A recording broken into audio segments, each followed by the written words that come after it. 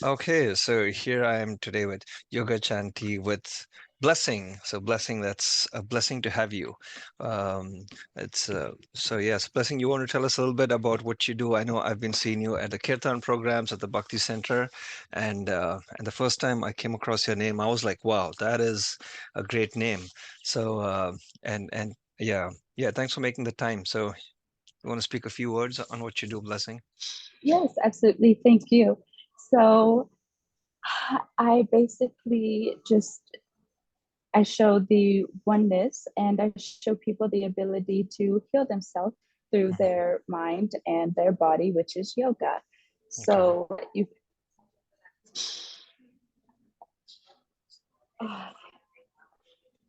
I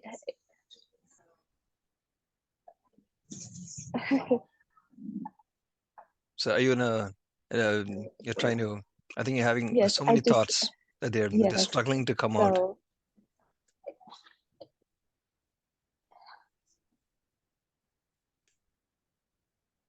yes,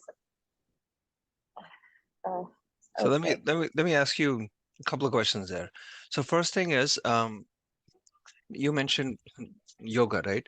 So when you do yoga, I understand that there is like the whole concepts of how we do yoga, and then people generally are more, is yoga on the bodily level, or is it more on the mental level? So when you teach that, I know you teach, you're a great great teacher, Blessing.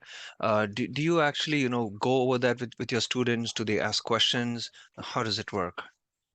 Well, I would say that the body is a complement of the mind. So the Mm. you can always tell, like for example, you will see that one shoulder is higher than the other shoulder Yes, because you yes, carry for more me it's like this. responsibility on I have this my shoulder side. going like this, Yes. I'm seeing now. Yeah. Yes, and you will also notice with your face in every aspect of yourself that there nothing is congruent and nothing is symmetrical. And so Mm. that is the same way that you think in your mind, and which areas of your brain that you use more, the right or the left side more creative? Are Uh-huh. you more divine masculine? Are you more divine feminine? What is the way, again, to interweave the two? Oh wow, And did you so, say divine masculine? I yes, must have missed this word. so all Divine about it. masculine. Yes, divine masculine and the Mm, divine feminine, I see. and yes, and melting those two together, Okay. and that is what you get through yoga. And so the body is a Mhm. direct reflection of the mind and the mental patterns of the mind, and your Okay. body is just the blueprint of the mind, and the Mhm. mind is kind of just what your soul is using at that time. So the mind is kind of like the soul's body, and where it's exercising to get to its next part in evolution, to keep evolving and evolving and getting Mm. to a greater consciousness, Mhm. to where everything is trans you can transcend and transmute. I And see. that is the overall goal of yoga, Krishna consciousness, Mm. everything divine, is to be able to transmute and Mhm. take anything negative, and because there's nothing really bad and there's nothing good, so you Yeah. take it and you turn it into something better. Yeah, And yeah. that's what you do Mhm. with yoga, and yoga teaches you the mental exercises to through moving the body. So Mhm. it's not just asanas. Mm. It teaches you the way to build and evolve and expand Okay. and Okay. transcend Mhm. the Mhm. I'm noting consciousness. those So points. Mhm. yes, Transcend, so evolve. Mhm. all are tools of each other. Okay. Okay. Though So, that, of course, the soul doesn't need this, maybe to go through a few of the exercises that you're going through, meaning mm. not just the saunas, but mental exercises Mhm. to Mhm. Yeah, that's great, Blessing. Yeah, thanks for that point. So yeah, so the yoga involves transcending and evolving, and we'll be having like a series of talks. So at that time, we'll go into more depth about these and how you can use some of these tools. I like what you mentioned about using tools to tra transcend the bodily, the level, and go beyond the mundane aspects. So so just something like from your yoga classes, do you remember any instances where, students, whomever you're teaching, have they specifically been doing doing these techniques?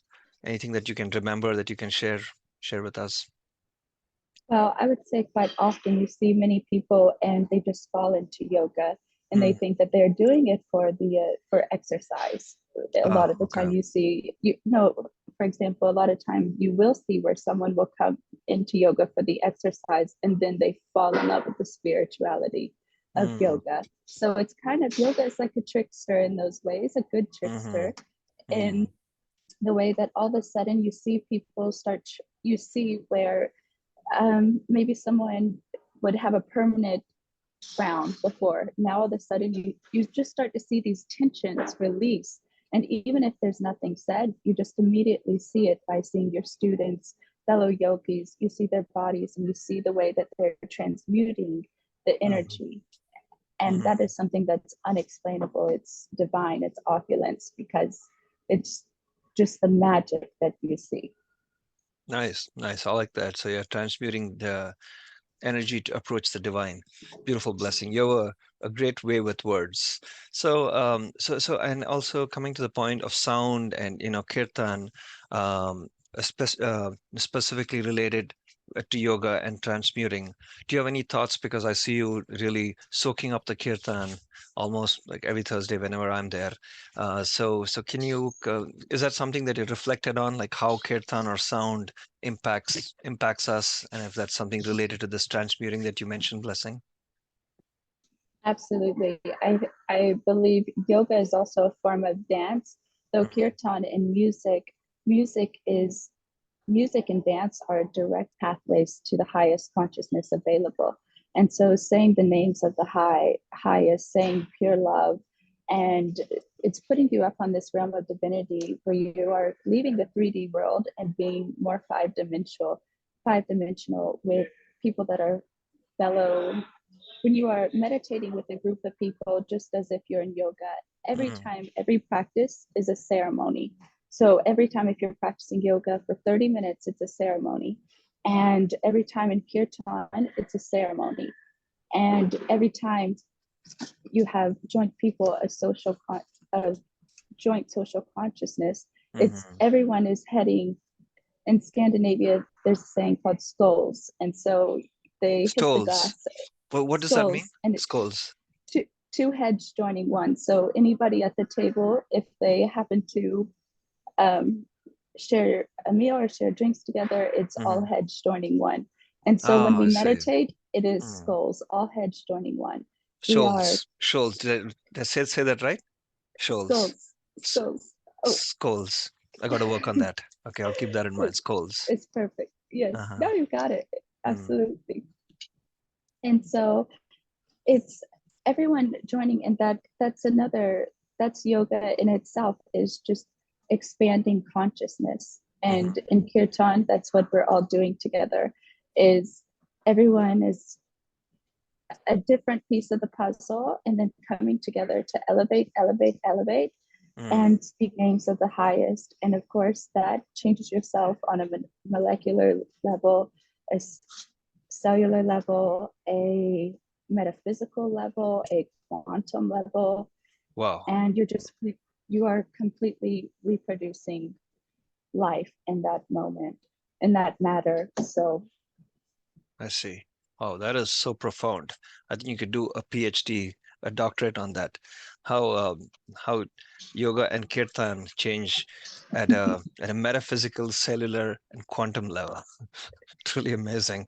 Okay, I think we could definitely do skulls here. Although I wouldn't be too much use. It'll be mostly you. It'll be mostly your head or your skull. But no way. yeah, yeah. So okay, so yeah, that was great. So one more point I want to touch on in this brief introductory, call that we'll have, and I'm sure we'll have more fun in the, calls ahead, going deeper into all those wonderful topics that you mentioned. So you say that you've been, performing this kirtan on one side, and then you do yoga, you teach it. How do you really, balance this with the whole passion that we need in life to to carry out our tasks. Say for instance, you're in New York City, you need a whole lot of passion and go-getter attitude. So how do you balance the two? I say the one thing that sticks with me is the way you do one thing is the way you do all things. Mhm. So you show up to everything as if it's a ceremony. It's all different types of ceremony. So if you are somewhere and you are not present, then everything looks like nothing. But if you're present, then nothing looks like everything, and vice versa, because everything's totality. Wow. So it becomes a little bit more spectacular versus a spectacle. And so Mm. being present, remembering my intention, always remembering your intention. That is very hard to always think intention. There's so many things to set intention for. But when you realize that if you have the patience to set intention, you won't have to deal with an annoying observation of being impatient later. My God. And so, Mhm. Go ahead. so that that is what I would say. And I mean, that's a lot. say to That's a lot. For me, I have a habit of listening to YouTube videos at 1.5x because sometimes speakers are too slow and my attention drifts. For you, I think I'll need to listen to it at half x, like half the speed, because you say so many points. And I've been trying to, capture notes, but I'm lost. There's so much going on. It's yeah, that's great. So yeah, so sorry to interrupt. You were mentioning about balancing everything, right? yes, and I would say, so with balancing everything, it I would Mm. think of everything as peripherally. So if your relationships aren't well, it's going to show up somewhere in your work life. If your I see. devotion isn't well, it's going to show up somewhere in your marriage. And a marriage can be with anything. So your Mm. marriage with your art, with your passion, with writing, with swimming, with anything that you love to do holds the same importance as your work. You cannot work well if you do not love well, if you do not play well. Hmm. So you have to think of it as if I'm not doing one division in my life to its fullest, then I'm going to see it everywhere else, anyways. So I might as well just do it to the fullest and be happier about it and be present and not have it ticking, tick, tick, tick, tick, tick going on in the head, because it's going to hold you back later on, because again, it's going to be versus being patient in that moment and fulfilling completely with intention, it's going to come back and bite you and give you an annoying impatience later that's going to be like stubbing your toe. I see. So it's So very. So what you're saying, if I understand it, is you have to be, present in everything you do, and that way you get it done right the first time as much as possible, and you don't let things catch up on you, so that way they don't come back to affect you later. Did I get that right? yes, but it's not even about getting it right the first time. That's Mm. not about having good patience doesn't mean that you're going to get it right the first time, but it's Hmm. having the not there's no good or bad, but having a balanced kind of patience of knowing with your intention that Mm. you are on the path and you're going to get it right versus putting more force and tension between getting it right the first time or not practicing enough steps and rushing ahead to where you end up giving up and never staying on the path, or um, just making a big mistake and pushing yourself far back in the process. But Mm. having a kind of patience that's compassionate with life and intentful of knowing that your heart is in the right place, your three brains are in the right place. Being balanced is like not just knowing you have the brain that's in your head, but also knowing that your heart is a brain, your gut is a brain, and you have to listen to those three instincts all Hmm. of the time. If something is happening and all of a sudden you get a twist in the stomach when you hear something, it's because your intuition is saying, that's not right. So if you don't listen to it, all of a sudden you're going to start feeling a little bit sick in your heart. And then you're going, of course, the mind is going to go absurd. Mm, got it. Got So it. So mind. it's always staying balanced in the work, brain, Work brain ratio. heart, love. Like they say, Yes. like my body. What do you say? How do you say it? Body. What is that? Not body. Mass. What is that? BMI, right? Body mass. What what what index is that? People talk about an index, right? Body mass or something like that. BMI index. So similar to that, I think you have something like a body mind. So Oh, okay. yeah, I Oh, I mean I don't yeah. know. I I I just like know a that. few of these. If you like that, that's good. I mean, I'm trying to learn. So yeah, great blessing. I mean, we're trying to keep this short. I could delve into Okay. each of these topics that you mentioned for for hours literally, but we'll get into that in a subsequent Okay. our sessions that we'll have for everyone. Anything else that you wanted to throw out with respect to kirtan and body, mind, soul, and everything else? Any final thoughts for our viewers? I I don't believe so. I We covered it all as much as we could. yes, Covered so it all. So one last question from my side in that case then. What do you okay. feel is the impact like of chanting or kirtan on your what would you say for your viewers? How does it help you directly? Well, then you are focusing directly on the soul and Hmm. galacto love. So you're thinking more, you're Galacto leaving, love. Oh my God, you throw so many of these terms. I can't get enough of these. Yeah, so go ahead, sorry. you're going to a more sacred space that's not even, it's the, you're understanding even the cells of your body and relativity, the cells of cell, you have 50 trillion to 100 trillion cells in your body. So same thing, 50 trillion to 100 trillion possible galaxies. We have no clue. It's so endless and phenomenal. And so you go from one world to the world of worlds, and it is a universal beyond universal. It's in expansive state and reach that is, there's no reach. So it's beyond everything. It's quantum, it's beyond time, space, matter. It is direct reflection, and you're in deep, profound love. So you're elevating yourself to the highest high, or is you're elevating, because you can elevate, the chance can only take you so far. Hmm. However, you have to love profoundly as well, and understand and open yourself up. And so chants are quite a spectacular, or it's about being spectacular versus studying spectacles and understanding the phenomenon of the phenomenal. So I would say it's universal consciousness, galactal, and Well, you just said it all. Galacto go with love.